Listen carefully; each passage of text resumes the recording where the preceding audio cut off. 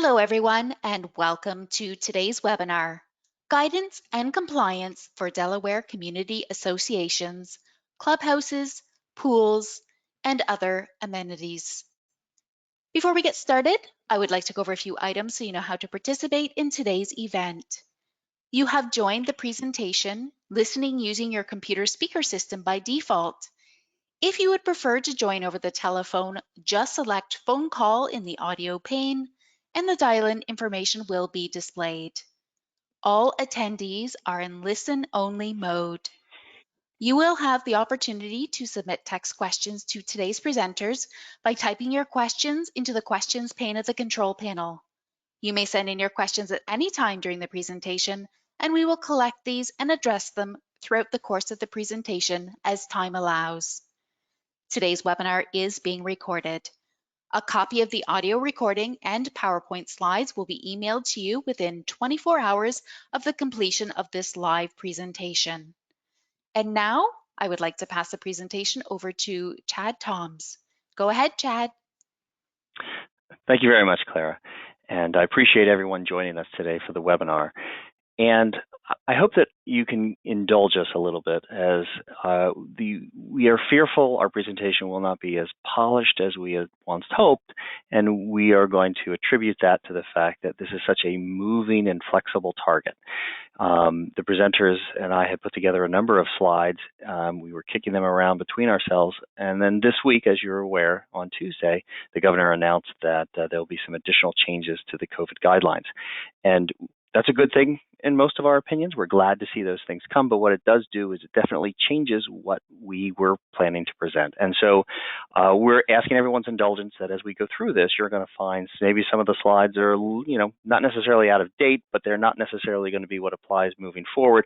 And we're going to try to do our best to try to clarify which is a today regulation, which is a tomorrow regulation. So with that said, let me introduce the folks that we have on the call today. And just so that, we had started this presentation thinking it would be about a 20-minute, quick download of information. As we kept adding information and talking with each other, we concluded, well, let's add another topic, let's add another slide, let's add another person that can contribute to something useful, and we've grown. So we have targeted this not to exceed more than an hour, and we do anticipate that, we're going to try to hit those questions as they come in through the chat box. So by way of presenters, I've asked Mr. Chris Curtin to join us. Mr. Chris Curtin is the Attorney General, the Common Interest Community Ombudsman for the Attorney General's Office. Chris, you want to give us a wave? I have also asked Mr. Jay Kim to join us from the Health Department. Mr. Kim has been so gracious to spend his time helping us along with this process. I can only imagine how busy and stressful his job has been over the last year and a half. So I want to thank him again very much for his contribution and being willing to contribute. And I assume most of the folks are on the line to hear what these contributors have to say other than me. And then also I've asked Jennifer Melson to join us because as we got pulling these seminars together, we kind of came to the conclusion that there's a number of written plans that might be submitted. So we wanted to find somebody that had authored a number of those plans and see if we can have a list of the things that get put in those plans. So as we run through those topics, you're going to hear some comments from everyone. And so I want to give you a roadmap. Where are we going today? And so this is kind of what I've put together as our list of topics. So first we want to hit liability concerns and insurance. And unfortunately, you got to listen to me talk for the first couple minutes as we kind of put that boilerplate, boring law stuff in the front end. And then we're going to get into it. What are the states reopening guidance? Where do we find them? What do they say? And now we start to talk about pools, which I know that's a very popular topic and why everybody wants to talk about it. Then we're going to talk about some clubhouses. Then we're going to talk about fitnesses, and we're going to talk about fitness areas and playgrounds and outdoor equipment. And I'll be honest with you, I threw a couple slides at the end about meetings. That's kind of the just in case we have extra time and not a lot of questions. That's more filler. I don't really think we're going to get to that, but that's why I put it on the topic list that we have there. So with that said, let me kind of launch into that first topic, liability concerns and insurance. I've been getting a lot of questions that what drives us to go into these seminars, which is, well, can we do X? Can we open the clubhouse? Can we open the pool? And then that question is often followed, well, should we do these things? And that's what we talk about from a legal perspective. Is the activity allowed? And most of the time, those questions are going to be answered in the positive. Can we do these things? Are these things allowed under the statute? And generally what you're going to find, and we're going to talk about today, is yes, these things can happen. But the question is, well, how do we do it and should we do it? And that is really a question of risk management. I'll often say to my clients, it's just a matter of risk management. How much risk do you want to take on and how can you do it? Because there is risk, and we're going to talk about how to manage risk in a second. And then there's these additional costs of compliance because there's new regulations, new additional cleaning requirements. So you add those things together and you put them on one hand, and then you weigh them against the benefit, meaning, the benefit of having our amenities available to us and our clubhouses available to it. And we make a decision, should we do these things? And for community associations in the state of Delaware, there's no one size fits all. There's no answer that everyone should do the same thing. It's really going to be a community by community decision based upon your facts and circumstances. So when we talk about risk management, we always talk to our clients and say, well, risk management, you should first manage with insurance. That's almost always the primary way you want to manage your risk. The problem we have with COVID-19 is that the vast majority of communities have learned that they do not have insurance coverage for injury or claims related to COVID, meaning take your typical slip and fall that somebody slips on a wet surface at the pool and they are injured and they file a lawsuit against the association. Most of the time, the association has an insurance policy that will step forward, defend the association, and cover the claim. That is not necessarily true under COVID, and that caught a lot of communities by surprise. Well, why is that? Well, let's run through the typical insurance policies that an association has and why that's a real problem. So directors and officers insurance is one of that first one that pop up. Most communities have that, but some of the problems you have is the vast majority of directors and officers policies exclude bodily injury. And that's where a COVID type of claim that involves personal injury would get excluded, such that a D&O policy will say, yes, you have insurance, but you don't have insurance for that type of claim. Well, let's go. What about the general liability policy? That's the kind that would normally cover the slips and falls at the pool. And what we have found is the vast majority of general liability policies have viral and bacterial exclusions. So it says that in situations where the personal injury arose from a communicably transmitted disease, you will not have insurance coverage. And so if you have not yet looked into that for your community, you should, and determine whether you do or don't have coverage. Well, are there any other policies? Yes, there's a property damage policy, and most of the time those will only cover property damage, not personal injury. And lastly, well, what about workers' comp? And there are often workers' comp claim or policies out there that will cover associations if their employees are injured in their work capacity, but not necessarily volunteers. I know a lot of communities use volunteers for cleaning facilities or enforcement guidelines, and what happens is across the country we're seeing a lot of claims these days of non-employees that get injured while doing volunteer activities for associations. So as a result of that, we'll often encourage our associations to get non-workers' compensation policies to cover that risk. But again, it's a risk that through insurance under COVID is often not covered. So I'm sorry that was the boring slides. I had to get it out of the way to say, look, this is about risk management for our communities.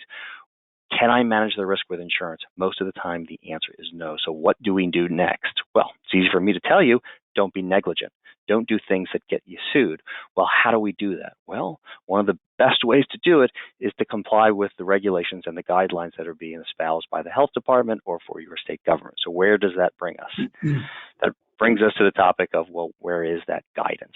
So we've put together the link. The link you have here is just the slide that's talking about, well, there was a recent announcement from the governor's office about the changing restrictions, as well as that we think these things are going to change on November 21st. So as I warned you, our slides got a little floppy. So you see, this is the first one that has green on it. And this was my bright idea. So if it doesn't play well, you can blame me because I've already kind of heard that it's not working well. So what I try to do with the slides is if you see green, it's one of those things that we think is going to change in May. But if you don't see green, we think it's one of those things that's currently in place and it may or may not change moving forward. So if you use these slides beyond today, be aware of that color coding. All right, so what do we have? Here is our links. So we've tried to put together a slide that has a number of links. So what you'll see is in this, I'll have you drop down. The third one is the actual current 27th modification. This is the governor's order. That's the State of Delaware link to where you can find that. And by the way, I printed it for today's presentation, and it's pretty substantial. I want to say 50 pages or so. You'll see all the little flags that I have tabbed. And I know that I don't know if Mr. Kim wants to jump in here and tell me if there's other links that he's encouraging. And I think Mr. Curtin probably has been asked a lot of questions about enforcement. So I guess I'll just kind of open the floor up to either one of you to see if you wanted to add anything in that regard. Sure. Good evening. I would just say that there is a web or email that you can email to us with any specific questions or any comments or any clarification, and I will share that with you now. It's HSP contact@delaware.gov. H as in Henry, S as in Sam, P as in Paul, contact@delaware.gov. I think I'd like to just jump in and talk about where the rules and regulations and the executive order come from. The governor is authorized by statute at Title 20 Delaware Code for Civil Defense, and Chapter 31 is the government's or the governor's authority to take control of the management of emergency, including taking control of a pandemic. One sentence is pretty important. It's in performing the duties the governor under this chapter may amend, issue, rescind all necessary executive orders, emergency orders, proclamations, and regulations. And here's the important part: they have the force and effect of law. And later in the statute, the law enforcement authority is given to the state police or actually any police agency in the state to do some enforcement of two statutes in particular. 20 Delaware Code 3125 is failing to obey an emergency order. The Department of Justice has asked police departments to first try to find a person who's violating one of the orders and talk them down from that. And if they won't, they can seek a cease and desist order against the person or the business that's not complying with the governor's order. And if that doesn't work, they can arrest them. And they can arrest them for under that statute 3125 for failing to obey an emergency order, and they have arrested some. A second statute is 11 Delaware Code in the Criminal Code, Section 3101 for disorderly conduct, and it applies and has been applied, and arrests have been made for disobeying gathering requirements that have been issued by the governor and by Department of Health. These things need to be taken seriously because the pandemic is not over and it's still serious. Thanks, Chris. And we were able to put the contact email that Mr. Kim told us in the chat, so anyone who needs it can pull it from the chat. I have one more slide. There we go. Before we start to get into the really nitty-gritty, the good stuff. And so this was a slide I kind of tried to put together to help people understand where to go for the detailed information. So I think I held up the actual 27th modification to the governor's order. It's pretty thick, but there's also the Delaware reopening plan. I'm kind of putting that in front of my camera now so you can see it. And we've put that at the top of your screen. And the reopening plan is divided up into a couple categories. And it's a very useful guide. I've had this on my desk now for a year and a half, hoping that we'd move to a phase 3 soon that would have different regulations. But it's broken up into general guidance, business guidance, and industry guidance. And what happens is the general guidance applies to everyone. It's the types of things as social distancing, face masks, and cleaning. Then you have business guidance. So if you're a business and you're open for business, you have to follow some additional procedures. A lot of that applies to employees, but some of it will apply to community associations if you have employees and you have staff or offices. And then finally, industry guidance is where the reopening plan gets into detailed things. And I always have this one-page tab because it has a section on fitness centers. And what I've been encouraging my clients is if you're going to reopen the fitness center, we're going to talk about that in a couple slides. There's some details in there, bullet points about compliance, and we're encouraging folks to kind of work your way through that. And so within the documents that I've kind of flashed across the screen that we've showed the links to, you will find the language for example, what's the definition of a gathering? As you might imagine, it's pretty broad. What's the definition for indoor or outdoor gathering?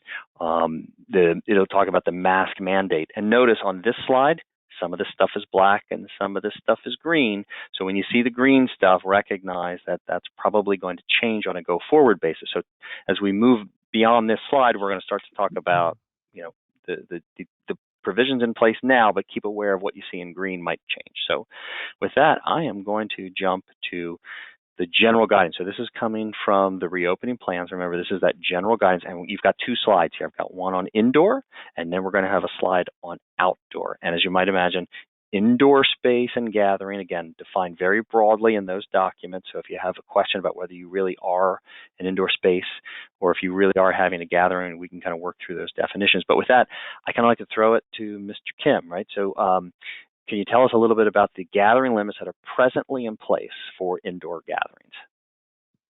Sure. Just to go over the indoor phase 2 right now.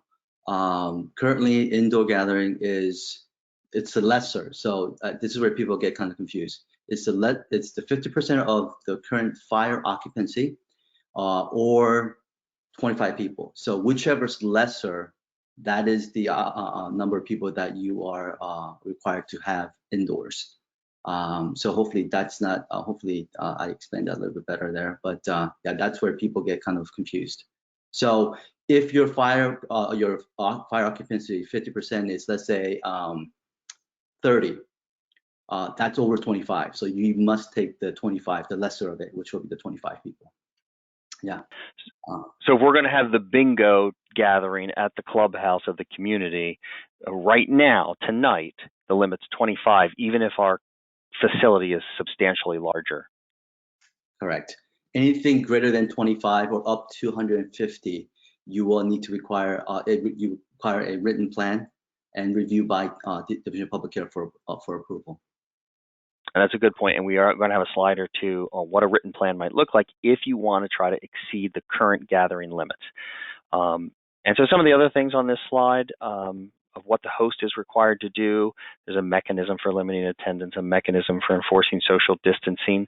I have had a couple conversations with clients that have food services, like say a bar area or a restaurant as part of their facilities.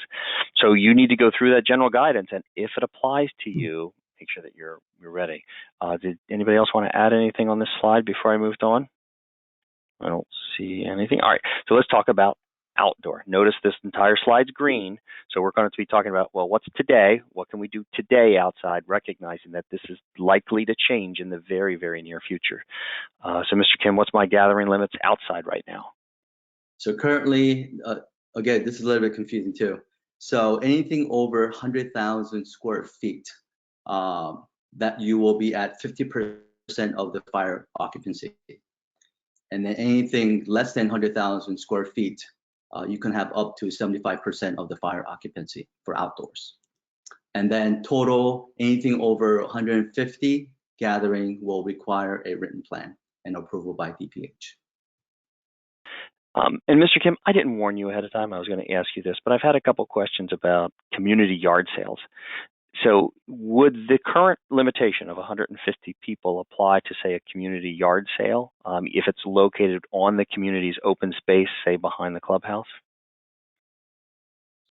If it exceeds that 150, yes, you will need a written plan. And so if you're thinking more than 150, I need to submit a written plan and get approval for it. Correct. Perfect. Okay. All right. So that's kind of the general guidance for the indoor and the outdoor. Now we're going to get even a little deeper into the woods and now or into the details, and we're going to talk about pools. I know that's what a lot of people want to talk about. We all want to get back to the pool, get our Speedos on, and get to our summer, right? So here's a slide I put together that talks about the types of things that we want to think about when we think about opening our pool. And this is the should I, could I, right? Can you do it? Yes, you've already heard we have some capacity. We can do it. Well, what do we have to think about? Well, I've had a number of communities say, well, we're not going to open the pool. Do we drain it? Do we leave it closed with a cover on it? That's one more question. But then the other one is, well, do I have to do cleaning? Do I keep my furniture there? Well, what about the lap swim? Can we still do those things? Who does enforcement? Can the lifeguard do it? Can the monitor do it? Should we do a waiver? So these are the types of things that we want you to think about, and that's going to lead us right into what are the current pool regulations for the state of Delaware. So let me get to that slide. And this may be a little bit difficult, but understand this is available out on the website. So if you go to the state's reopening plan, so I apologize, we went back and forth between cutting and pasting and redoing it, but we concluded it was probably best just to give you the exact guidelines. You'll notice these are dated April 27th, 2021. They're on the state's website. I couldn't make this green, so this may be changing very soon. But with that said, I was going to kind of throw this to Mr. Kim and say, all right, Mr. Kim, what are the kind of questions you're getting on these guidelines? How should we work through these? The biggest question that we're getting is, I don't know if you can see it, but number 3, the private community pool, and it's got in parentheses approved by the state. So the private pool and public pool. So for private pools, this is specifically for design for HOA. We put this in there because if you look at the general regulation guidelines, one of the requirements that you need to have someone to kind of do a facility enforcement of COVID checks during your operation hours. Well, of course, HOA, this is going to be challenging for them. So with that in mind, we put this number 3 in there to saying that you can opt out of this monitoring the pool with chemistry, checking the chemistry twice a day, and then just to check the overall pool to make sure that everything is good to go. I would just highlight that portion of it. Everything else is pretty much self-explanatory. So as to that exemption, so if I'm a community that I want to run through that exemption, I still have to do some type of cleanings, right, under the written plan? Yes, so general cleaning is still recommended. And then disinfection, as you know, that the CDC has gone away with the high touch disinfection because there's very low risk of transmission. But if there's any high touch that constantly touches different people, then I would consider putting that into your plan as well. Okay. Let me see here. Was there anything on this? Yep, go ahead. I want to comment a little bit about pools. It's one of the top complaint areas that I've received that relate to COVID. People are contacting the Ombudsman's office to find out why they have to pay assessments for an amenity that they can't use. And they also want to complain that the owners are leasing their units and their lessees or tenants are not allowed to use the pools. And these are things that we can assist with only if people follow the Ombudsman's procedure for filing a complaint, which begins with filing a complaint with the board, usually the association board first. And if you get unsatisfactory result or if you're ignored for 20 days, you can file it as a complaint for my office. First thing we try to do is get everybody's position and see if we can get them into mediation or arbitration. But we find most people don't want to have the Attorney General's office in their business. So they accept my suggestion that they allow me to refer to a free service through the Court of Common Pleas Community Mediation Program, which has been handling a number of these complaints and much faster than my office has been able to handle them. So I recommend that. And if anybody wants information about filing a complaint for an HOA or condominium or cooperative problem, please check out our website at on the Attorney General's website. If you type in AG and Ombudsman, you may even find my name, but you'll certainly find our website and the procedure for filing a complaint with forms you can fill out and get that process started. Thank you, Chris. And as we've moved through this slide, a couple questions came in, so let me address them. So one of them was, under item number 3, what does approved by the state mean? And I just want to let our folks know, we actually have a slide coming up on that we're going to talk about what does that mean and what does it look like. So we're going to address that in just a slide or two. There was another question that says, under number 3, on the cleaning, is there a set amount of cleanings that have to be done per day? And I'll let Mr. Kim take that. I don't think the guidelines set it, but I'll let him answer that question. Yeah, that's a good question. So every pool is different in terms of usage. So you will need to determine the frequency of use, and that should dictate your cleaning frequency. That's probably the best way to go. That is why we didn't make it specific on that, because every pool has its own characteristics and usage. Excellent. Okay, and there was one other question from the previous topic, which was my question about the yard sales, which was if it's the yard sales set at each person's unit. And I'll take that question because the way I phrased my question, I was saying that the yard sale is a community yard sale located on the community common space, and that would trigger the association's obligation to make sure that they stay under the gathering limits.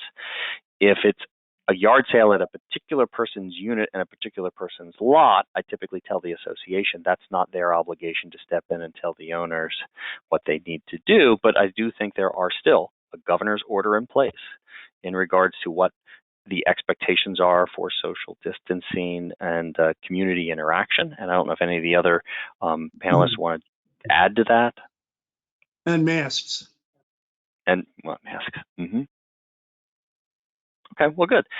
So let's move on. I think the next slide we have is, so you'll note that in the guidelines, there's a recommendation for the written pool plan. And I've never drafted a written pool plan, and talking with Mr. Kim, we kind of came to the conclusion, well, we should kind of put a list together, and that's what Ms. Melson's on the phone for. She has drafted a bunch of these, and so we've asked her to give us the list and kind of walk us through what does she put in one of these. Right. So with the written plan, of course, everything, right now is documenting with what is in process, right now. So with the plan, we include the hours, the days, the capacity, the action plan, contact information for, management companies, vendors, emergency calls. If it's an indoor pool, the indoor pool needs to have the ventilation plan. And Mr. Kim, you can kind of touch base on that one. As far as what needs to be included with that. And then, of course, the pool monitor checklist, a pool monitor health check, the pool log for the Division of Public Health for the pH and disinfectant, and, of course, capacity. Most of the plans include the homeowner master list, a homeowner sign-in, and also for their guests. If you're using waivers, you can include the blank waivers, the pool rules, and of course the COVID-19 rules. And then if your community uses waivers, they'll list the completed waivers. And pretty much with these, it's a binder that you just keep on site. This way, if any questions, if you have any issues, if you're audited, you have it right there, and you can just go through everything. And Mr. Kim, did you want to add anything about the indoor pool ventilation plan? I understand that it's kind of a ever-changing process, or at least that's what I thought it was. Yeah, the indoor pool. So you see that CDC hyperlink there, the webpage. If you go there under the ventilation, CDC has done a great job of listing of how to increase your ventilation for indoor pools. So basically what it is to encourage outdoor air as much as you can into that indoor area. And there's a couple of ways that you can do that, and CDC has listed out how you can increase that indoor air. But I'm not going into specifics because there's some technical stuff in there too that I'm not an HVAC person, but it does kind of go into the HVAC system. But I'm sure that your maintenance folks will be able to help you out on that part. And Jennifer, I saw one question that says, can you define the meaning of the pool monitor health check? So the pool monitor health check, as far as that, we just took basic standard questions. The three things: have you been exposed, to COVID? Do you have a fever? Have you been feeling ill in the last 14 days? So the standard COVID questions that we're using. Would you add anything else? I would say just the symptoms of COVID to make sure, yeah. All right, and Mr. Kim, I see another question here I think was going to be directed to you. Does the pool need to close during the cleaning process? I guess depends on what's being cleaned. If it's an entire pool for safety reasons, if you're using any chemicals, I would say yes. If it's not, if it's something else, I would use your procedures. There should be a cleaning procedures, hopefully, in your pool community, because one of the things that you have to be careful with pool is that you have some hazard chemicals in your shed. So so you want to be careful with that and not mixing it too. So we see that happen too, and so you don't want to see that. And then trip hazards. So anything that you have any cleaning equipment that needs to be out on the pool deck, according to regulation, the pool deck needs to be clear of any type of trip hazards. So those things that need to be that you need, then I would say you probably need to close for safety reasons. And I have another question for you, Mr. Kim, but I do want to let the audience know I've been notified by our monitor, the marketing person from Whiteford Taylor and Preston, that they're being kind of inundated with questions, and they're doing their best to try to consolidate the question topics and kind of feed it to us. So you may not see your exact question, but they're trying to kind of put everything together so that we can present the information in some sort of logical fashion. So with that, Mr. Kim, one of the other questions was, is there an actual requirement to take temperatures of people before entering the pool area? I don't believe so. The best way is to have individuals check the temperature before coming to the pool or that area. Self-check. And you can answer and then the symptoms, signs and symptoms, make sure that they can read some things that, yeah, I don't have that kind of symptoms. I like this next question. Are rafts and floaties considered high-touch areas? Are they allowed in the pool? Well, they're in the pool water, and if the chemistry is good to go, right? If the chemistry and the pH levels are in that right range, I think it's safe, because it's safe to swim. So, using that logic, those should be fine. Now, if any objects that are outside the pool and it's communal use, I would say I would try to minimize those things as much as possible. Chad, I wanted to circle around to the homeowner guest sign-in. I received an email. I'm on an email list with others, and I read an email that the community involved, it's a Florida community, hired somebody to do the check-in, see that the waivers are signed, check the owner list, and check identifications, and they had to pay $5,000 a year for that service when nobody would come forward. So that's another factor of, should we do it? Right, should we? That makes sense. By the way, I have teenage sons, and two of them got jobs this past summer as pool monitors, and they wanted to know if they're going to have a job yet this summer. I told them I'd ask Mr. Kim during the presentation. But you don't have to answer that question. I'll catch you afterwards. All right, so that kind of brings us to, I think I lost the control there. Waivers. So I wanted to do a quick presentation on waivers. And so I have a lot of questions. Are waivers required? No, they're not required. We consider waivers to be a tool. It's a tool to manage risk. Do you need to do it? No. Should you do it? That's another question for each community to decide. Will our owners tolerate it? Is the risk management that we gain from a waiver worth the issue of the hassle of having our folks ask for waivers? That's the analysis to go through. Are they enforceable? In Delaware, generally, waivers have some benefit. Don't view a waiver as an end-all, be-all protection. There are many ways that someone who signed a waiver can get around that waiver, but it does add some level of protection in the state. But here's the things you need to think about. Are they really useful for your minor children? They may or may not protect for claims for minor children. What about tenants? And what we always say is typically the waiver, only an adult can waive their claims. Somebody can't waive for another adult. So the same thing for guests and tenants, to think about that. If you sign the waiver as the member, it's not necessarily applicable to the people that you bring. So if you're an association and you allow your guests and tenants to use the pool, the question is, do they need to be signing a waiver as well? And that's the distinction between waivers.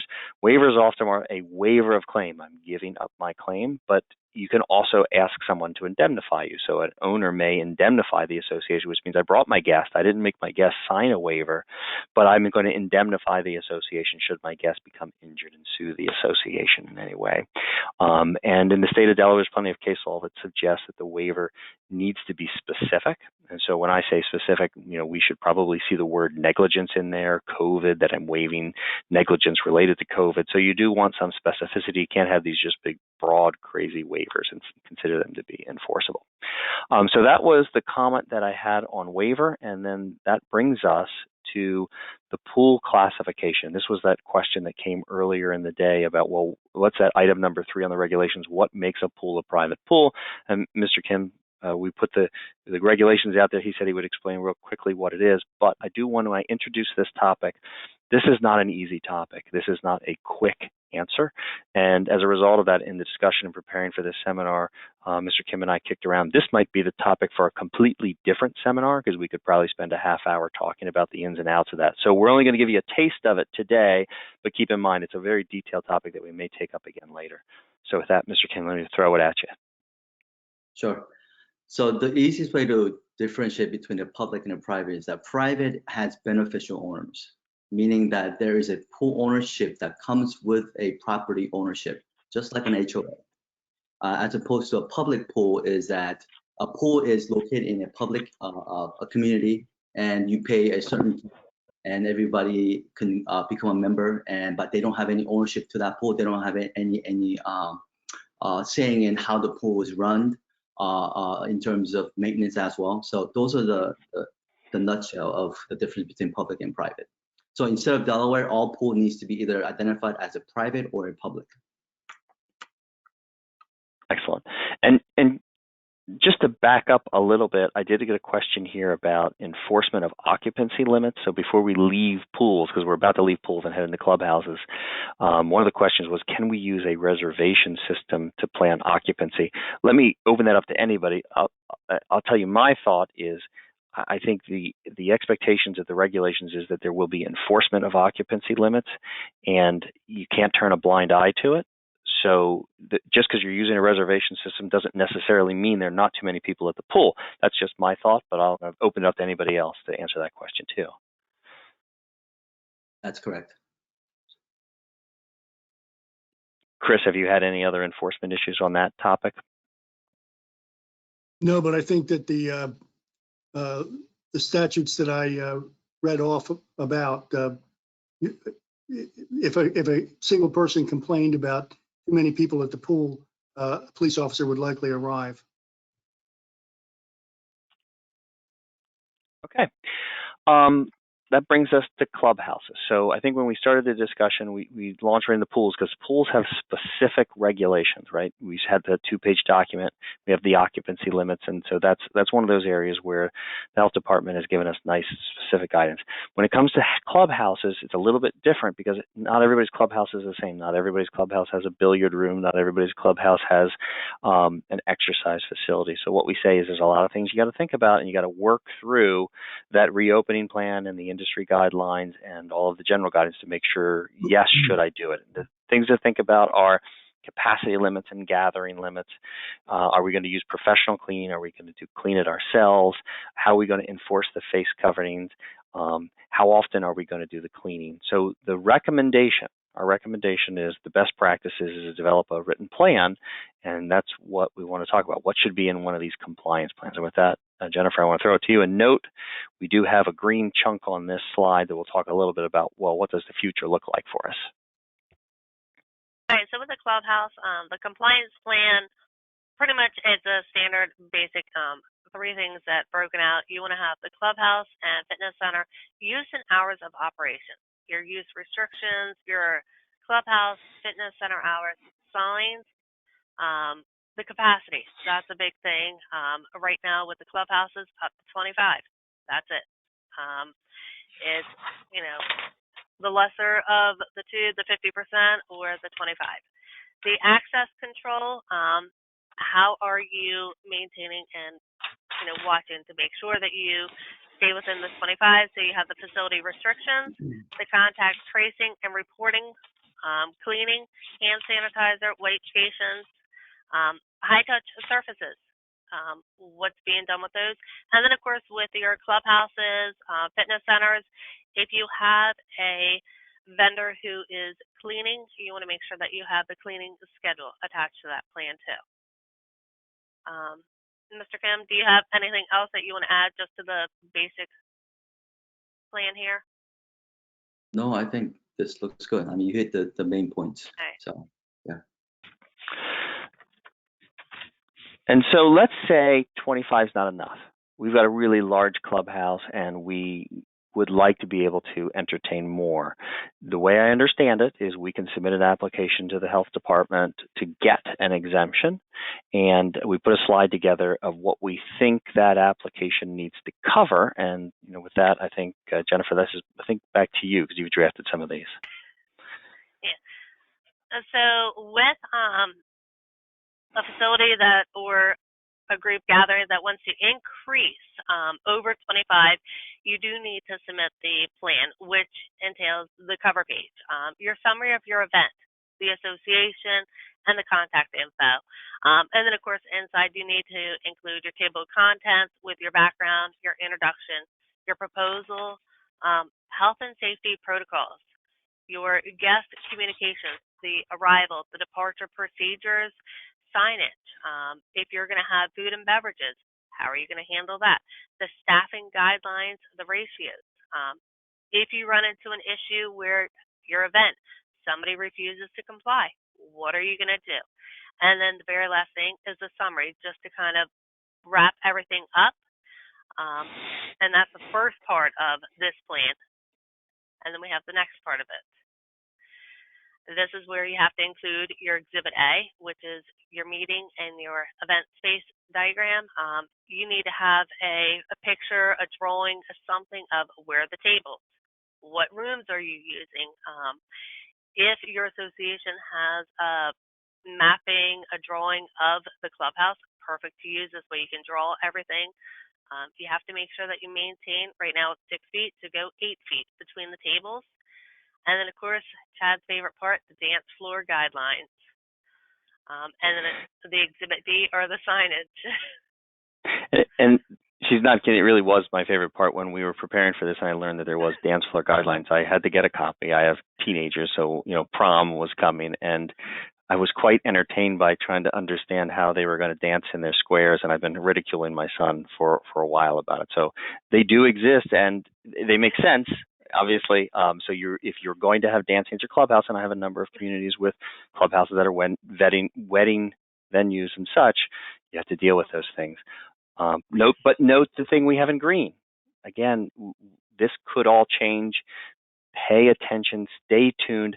I think I had asked Mr. Kim if we know what it's going to change, and I think the answer is no. We're still in the process of figuring it out. We're trying to work through the logistics. I don't want to take words out of your mouth, Mr. Kim, but I understand that we're getting there. We're getting there as quick as we can. Yes. Yep, looking forward to it. I had a question here that said, back to the cleaning. I thought the CDC said that surface cleaning can now be done with just soap and water. So is an EPA disinfectant still a requirement? Well, that's a technical question. I'm going to leave that to somebody else to answer. Yeah, so right now, just the regular soap and water will do. Unless, like I said, if you have a particular area, it's really high touch. And let's say that certain area, because it's outside and people are social distancing, that the mask is not required. For example, kids' playground, that's a perfect example. Kids are not mandated to wear masks under 2, and they highly recommend it for any kindergartners and under. So in those areas, when they're touching everything, and usually it has something to do with their mouth too, as well. So those places, I would say, yeah, you probably need something more than water and soap and water, probably something like disinfectant. But right now, that's not required. Yes, that's correct. Good. So I have another question here that said, should a list be maintained for those who access the clubhouse to facilitate contact tracing? Not everyone wants people to know that they have access to COVID-19. I think we can all go around, because that's really just a matter of opinion, because I don't see anything in the guidelines that requires that. And what I've often said to the community is, it's not a requirement. So once you step into a duty and you voluntarily do it, you better do it right. So think long and hard before you actually undertake something that's not a requirement. So that's kind of how I've answered that question in the past. I don't know if anybody else has a different a thought on that. I would just quickly add, the only place in the regulation right now that requires it's encouraged to take contact information is the food establishments. So that's in the regulations. But other than other areas, like you said, Chad, no. But if this is a HOA and you want your members to have only access to the pool, then there should, I would, it makes sense to have a list of people who know who's using the pool, to make sure that non-beneficial owners are using it, or their guests or their friends. Okay, good. There's also, I have another. There's also the proximity app that Delaware and several other states have, so that people who are in proximity to other people who have reported having COVID symptoms can be notified by the app of that, and that would facilitate contact tracing. Oh, excellent point, Chris. So one of the other questions came in is, for indoor and outdoor events, what are the current guidelines in terms of food and beverage? For example, can the HOA hold a barbecue and give out hot dogs? I'll just answer to say, if I was asked that question, I'd say, well, you have to comply with all of the business regulations and the industry regulations that the state has put out. They're in place. You have to comply with them. There's no exemption that because you're an HOA, you don't have to comply with those. And as a result of that, I've seen a lot of events where the association is bringing in the food truck because the food truck is making sure they're compliant. So that's how I would answer that. Has anybody else seen anything differently? No, Chad, hit it right there. Just make sure that if you have a mobile unit coming into your community, you want to make sure that they have a food permit with the state of Delaware. Now, if they're coming from an out of state, currently out of state permit cannot do any type of food services in state of Delaware. So they have to have a permit with us. So you want to double check on that. And if you want to do a community gathering of serving the public food, prepared food, I would recommend using the HSP contact and submit that question to us, because there's a lot of nuances that it involves. So depending on what the audience is, depending on what the food is, that can change the permit requirements. So I would highly recommend, if you want to, use that HSP contact to contact us.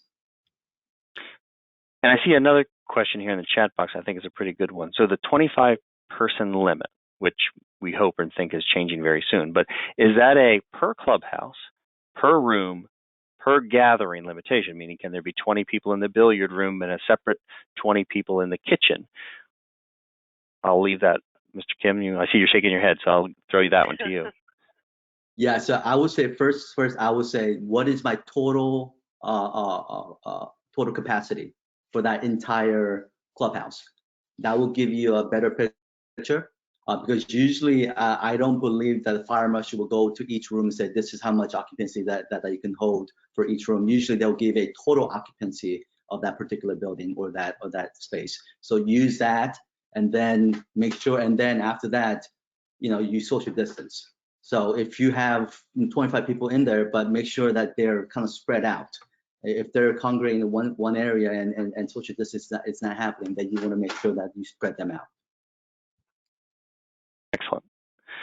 All right. Well, I think we're moving on to our last topic, which is fitness centers. So a lot of community associations have a fitness center within their clubhouse, and this has been very controversial about getting them opened or not open. So I have my same little bubble slide here. This is, well, what do we think about? So the answer is, can you do it? Yes, you can. What do you have to do? Well, you got to go through these regulations and make sure you can comply. So does it have to be open? No, it doesn't. But can it open? Yes. And how do we do it? Limited use, masks, social distancing. This is going to be, I'm going to put a slide up in a minute that has the regulations from the guidelines. How often do we clean? And one of the other questions is, well, who enforces the compliance? Do we allow our users of the equipment to certify that they're complying with the rules, or do we need to have somebody there in person? So let me throw a slide up here. This is the type, and we kind of pulled some of these subjects directly from the reopening guidelines. And when you go into the reopening guidelines, there's much more detailed. So this is really just kind of topographical.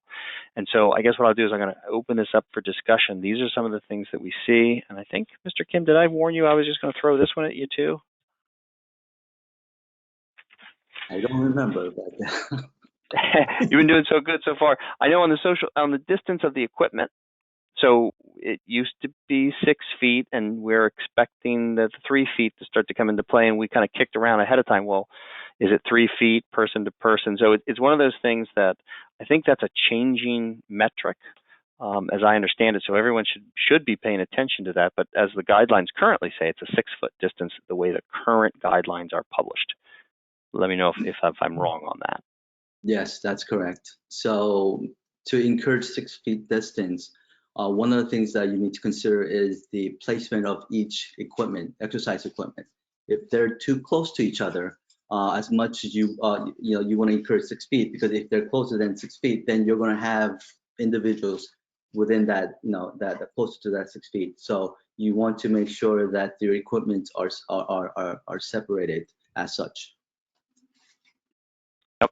And there are cleaning requirements for either the equipment or the facilities that are in the guidelines. And if you're drafting a written plan for your clubhouse, we recommend that you address that. And that's where we get a lot of questions about, well, can a volunteer do it? Do we have to hire an association? And what I've answered that question is say, no, there's not a specific provision in the regulations that says you can't have volunteers do it. The real requirement is that it gets done.